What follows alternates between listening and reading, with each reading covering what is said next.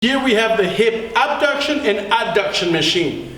We're gonna set it up for hip abduction. That's when you take your legs from touching together to opposite apart.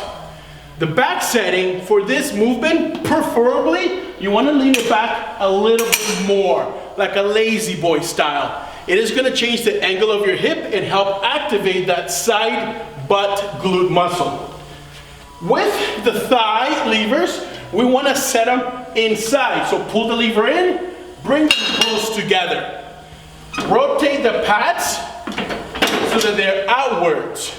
I can sneak in here right now and sit in, but if you like to, open it up once again, step inside, through the middle, get your legs on the pads, pulling the lever up, you can bring the legs together. Once you let it go and it clicks in, weight is now on. From here, you're gonna lean back and we're gonna go into your abduction, bringing the legs outwards and feeling that activation in your glute medius.